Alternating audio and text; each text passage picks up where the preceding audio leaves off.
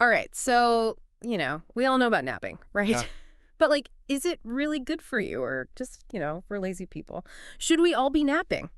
Well, we're going to deep dive into that. We've got some research here from, like, a health and wellness website. It talks about the science behind napping and, what different cultures think about it and even some tips. It is kind of funny, though, isn't it? We're always, pushing through the fatigue. What if we should, like, embrace resting instead? Yeah, I mean, sometimes, you get that afternoon slump. Does napping really help? Like, does it make you more focused? There's actually been research on this. NASA did a study on pilots, Yeah. and they found that a 40-minute nap improved their performance, like by a lot, by 34%. And that's like reaction time and making decisions. Pretty important when you're flying a plane. Oh, yeah, it's definite. Their alertness actually increased by, get this, 100%. It's like they basically traded their tired brain in for a new one. Wow, so like a brain refresh. Yeah, exactly. And this doesn't just apply to, pilots, though. We can all benefit from a little, like, midday recharge. Like, one of the reasons napping is so effective is that it lowers your cortisol levels. Oh. And that's the stress hormone. Yeah. Cortisol can really, mess with your focus and well-being. So less cortisol, that means less stress, means more relaxation, easier to concentrate. Okay, so less stress, more focus. What about mood? Does it affect mood?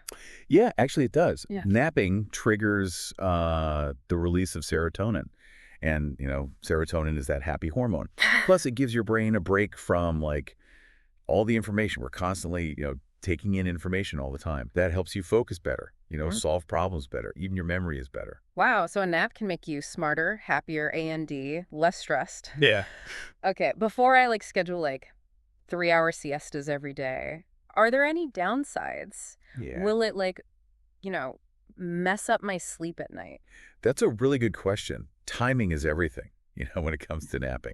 You don't want to, like, mess with your body's natural sleep-wake cycle, Oh. your circadian rhythm. Like napping too late in the day, especially the afternoon or evening, it can make it harder to fall asleep at night. Okay. So it's all about when you do it. Exactly. And the source material, they mentioned sleep stages too. Right. How do those factor in? Yeah, so it's not just like you're asleep, right? There's different stages. It goes from light sleep to deep sleep and then REM sleep. Mm. That's when you dream. And how long you nap, well, that determines which stage you go through, and that affects how you feel when you wake up. Okay, so is there an ideal nap length, like the sweet spot where you get all the benefits but don't feel, groggy after? There totally is. It's called the power nap, 20 to 26 minutes. Oh yeah, the power nap. What's so special about that length? So basically you stay in the lighter stages of sleep. Okay. So that way, you're less likely to feel, sleep inertia. What's sleep inertia? It's that groggy feeling, after deeper sleep. Oh. So you're basically getting a quick tune-up for your brain, Mm. reducing fatigue and, giving you that boost you need. Like, we were talking about that NASA study. Uh-huh. They actually found 26 minutes was like the ideal time for alertness and performance. Interesting. So I could do a 20-minute power nap and get right back to work and feel, good. Yeah, exactly. But okay, what if I'm really tired? Like more than a quick pick-me-up. Okay, yeah. Are longer naps a no-no? Well, longer naps, the ones over 30 minutes, Yeah. they let you get into those deeper stages of sleep, Mm-hmm. which can actually, help your memory and even boost creativity. However, you're also more likely to feel that sleep inertia. Oh, okay. So that's why I sometimes feel worse after a long nap. Yeah, exactly. Like waking up from those deeper stages can make you feel, disoriented and sluggish. It's like interrupting your brain mid-cycle, pulling it out of like these really important repair processes. So what? So longer naps are bad then? Not necessarily. You can extend it to a full 90 minutes. 90-minute. Yeah. And that way you complete a full sleep cycle. Light sleep, deep sleep, even REM sleep. 90 minutes. That's a commitment. It is, but, it allows your brain to complete its natural cycle. Huh. So you minimize the sleep inertia and you wake up feeling refreshed and ready to go. Mm-hmm. Imagine, like, someone's telling you a story and you wake them up in the middle. Oh, yeah. They're going to be disoriented. Mm. Right. But if you let them finish the story, then they're, like, ready to go. It's like that. I like that. So we've got the power nap for the quick boost, 90-minute nap for a deeper recharge? Yeah. Okay, this whole napping thing, is this just a Western thing? No. Or do other cultures do it too? It's definitely not just a Western thing. Lots of cultures all over the world do it.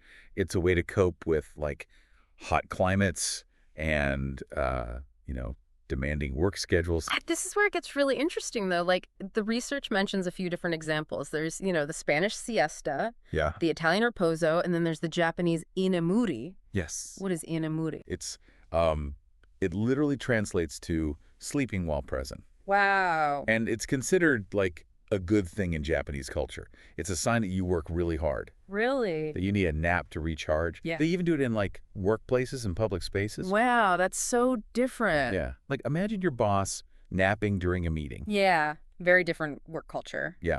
But it really like shows how different societies view rest, you know. Yeah. It emphasizes that, taking breaks, even little ones, are really important.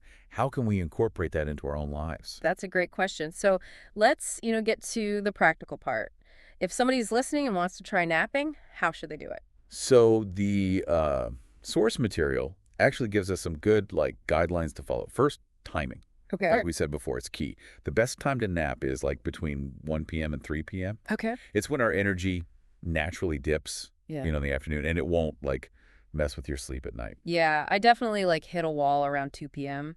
Exactly. Yeah. Exactly. Environment is also important. Find a place, that's quiet and comfortable where you can actually relax. Okay. Dim the lights. Yeah. Maybe use like a white noise machine or earplugs, if you need to. So like a little mini vacation. Yeah, basically. And don't forget to set an alarm. Oh, yeah, that's important. If you're going for a power nap, 20 to 26 minutes. Uh-huh. If you want a longer nap, like to restore, then 90 minutes. Yeah, I've definitely, fallen victim to the accidental long nap, Yeah. and then I just feel worse. And what about consistency? Like, is that important? Yeah, definitely. If you can work it into your routine, Yeah. a few times a week even, you'll see more benefits. So it's like, find the right time, the right length, relaxing place, set the alarm, be consistent. It's Exactly. a recipe. It is. It is. And you can, change things up depending on, your own needs.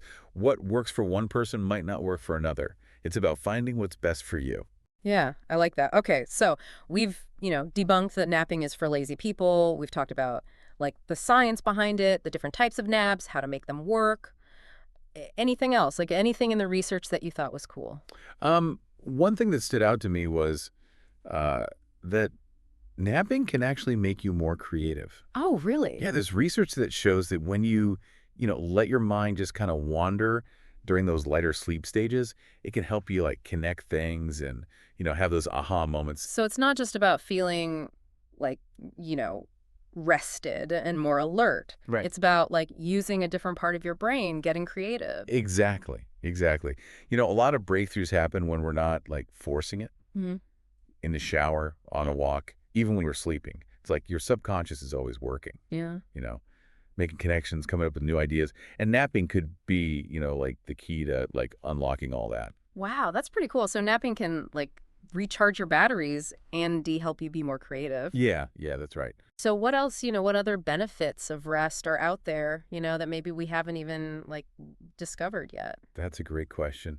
And it really like shows how important it is to keep researching this. Yeah.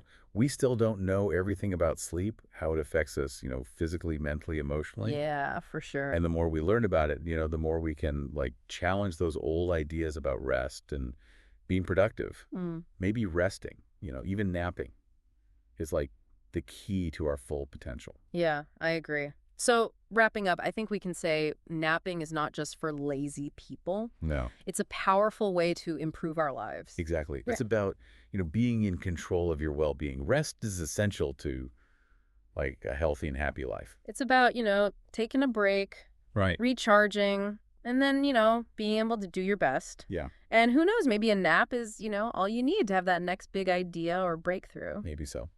Well, to all our listeners, whether you're a napping pro or, just curious, give it a try. Yeah. Experiment, find out what works best for you, and embrace rest. Sweet dreams, and until next time, sleep well. It's so interesting, right? We think being busy all the time means we're getting things done, Yeah, but maybe we need to rethink that. Like, yeah. Maybe, taking breaks and having those moments of pause. yeah. Maybe that's how we actually get more done Yeah.